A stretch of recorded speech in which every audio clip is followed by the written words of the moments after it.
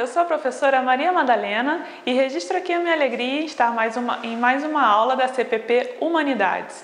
O assunto de hoje é a separação de poderes do Estado.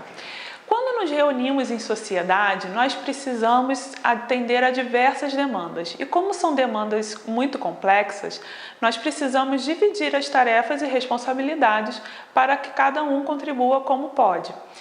Por exemplo, no nosso condomínio, nós precisamos de um administrador ou um síndico para cuidar das áreas comuns.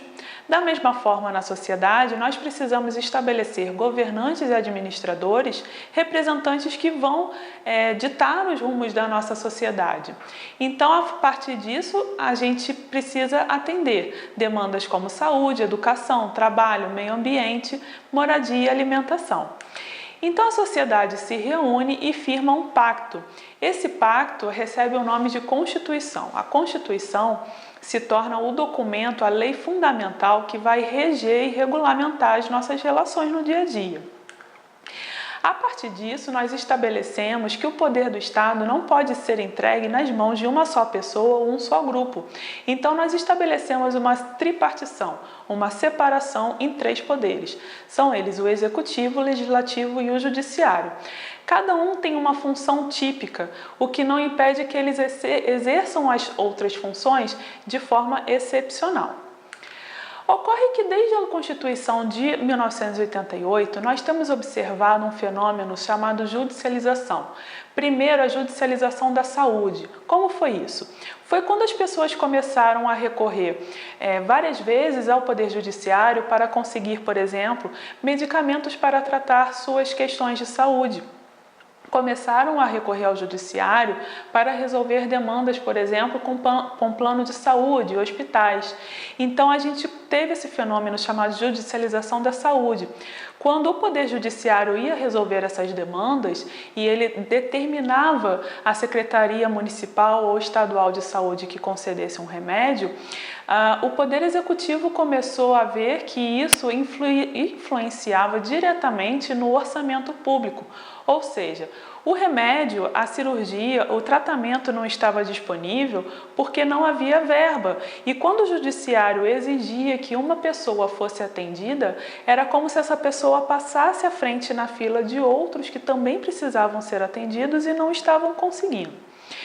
Evoluindo nessa questão de judicialização, nós vimos ano passado acontecer com muita frequência a judicialização da política, no sentido de que até mesmo o Poder Legislativo começou a levar suas demandas para o Poder Judiciário resolver, como, por exemplo, no último procedimento para impeachment que nós tivemos, que o Poder Legislativo levou ao Supremo Tribunal Federal uma questão para ser resolvida quanto a esse procedimento. A partir de então, nós começamos a falar na judicialização da política e das relações sociais. O Poder Judiciário começou a ser muito criticado.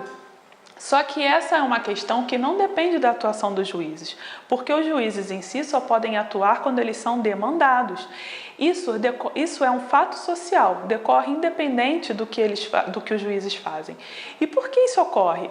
Ocorre porque nós temos, por exemplo, uma Constituição analítica, uma Constituição que esmiuça várias relações sociais e vários direitos que o Estado precisa prover. Isso faz com que o Estado muitas vezes não consiga atender todas essas demandas e acabe por não cumprir todas as previsões constitucionais. Com isso, como os cidadãos passaram a ter mais acesso à justiça, podendo recorrer inclusive hoje ao juizado especial, que as pessoas popularmente chamam de juizado de pequenas causas, as pessoas começaram a ter mais consciência e informação dos seus direitos e buscarem diretamente no Poder Judiciário uma solução. E quando o Poder Judiciário recebe essa solução, como acontece? O juiz pode efetivamente ver que existe uma lacuna, uma falta, uma falha do Poder Executivo em não prover aquele direito ou não executar corretamente uma política pública, ou do Legislativo, que deixou de elaborar uma lei, uma regulamentação que ele tinha que ter feito, mas não fez. E ele pode se limitar simplesmente a dizer que há uma lacuna. Só que a função do juiz é pacificar o conflito e muitas vezes para isso ele acaba precisando dar uma solução efetiva, uma solução prática. E nisso ele pode acabar por criar normas que o Poder Legislativo deveria ter criado e não criou. Não necessariamente criar, mas na forma de aplicar o que nós já temos, acabar por dar uma roupagem nova, como se fosse uma criação de norma. E acabar aplicando políticas públicas que o Poder Executivo deveria ter feito, mas não fez a tempo. Então, o ativismo judicial, sim, esse movimento, conhecido a partir da atuação dos juízes, vai depender de cada juiz que age mais ativamente ou não. Então, quais são as questões por trás das críticas sobre o ativismo judicial? Primeiro é que isso demonstra a crise no Estado. Demonstra que o Poder Executivo, por exemplo, não está gerindo bem os seus recursos, não está aplicando bem as políticas públicas que temos. Isso demonstra, por exemplo, que o Poder Legislativo não está acompanhando a velocidade das relações sociais, elaborando as leis no momento mais adequado, ou que não consegue enfrentar determinadas questões que são muito sensíveis, como, por exemplo, a permissão de aborto, a união homoafetiva, questões que são muito sérias na nossa sociedade e que nós temos ainda muita dificuldade em chegar a um consenso. Isso demonstra também, isso acaba por influenciar também numa retração do Poder Legislativo. O que isso significa? O Poder Legislativo que não elaborou uma lei, por exemplo, o direito à greve dos servidores públicos, foi uma lei que precisava ser feita pelo Poder Legislativo e não foi. Diante desse impasse, na prática, o Poder Judiciário tomou a seguinte decisão: se os servidores públicos não têm uma lei de greve, então vamos usar a lei de greve que já existe para os trabalhadores no âmbito privado. Isso pode acabar causando um certo conforto do Poder Legislativo, que já tem uma solução para aquele problema que ele deveria ter resolvido e não resolveu. Isso também pode causar um desestímulo à participação da sociedade na política, porque pode ser mais prático ir ao Poder Judiciário, que efetivamente resolve, do que você buscar o Poder Executivo e atuar mais diretamente na efetivação das políticas públicas, exigir dos seus representantes no Poder Legislativo que coloquem em prática tudo o que eles falam nas campanhas eleitorais.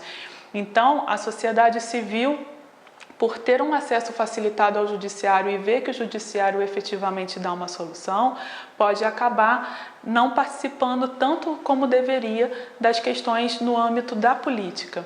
Isso também mostra uma crise de legitimidade. Primeiro, do Poder Judiciário, que muitas vezes acaba tomando decisões que não lhe competem, entrando em esferas que não lhe dizem respeito. Segundo, do Poder Executivo, que não está gerindo os recursos como então foi prometido nas campanhas eleitorais. Uma crise de legitimidade na esfera legislativa que não está cumprindo também com tudo que foi prometido quando quiseram o voto dos seus cidadãos. Mas, por outro lado, o ativismo judicial tem demonstrado ser uma ótima ferramenta na defesa efetiva de minorias e de pessoas vulneráveis. Então, essas pessoas não podem ficar à mercê de políticas públicas que não acontecem e nem de leis que acabam por não sair do papel. Assim, o Poder Judiciário tem ajudado muito a efetivar essas políticas. E você, qual é a sua opinião? O que você acha dessa crise demonstrada dos poderes do Estado? Você é a favor ou contra o ativismo judicial? Aguardamos a sua resposta no fórum e até a próxima!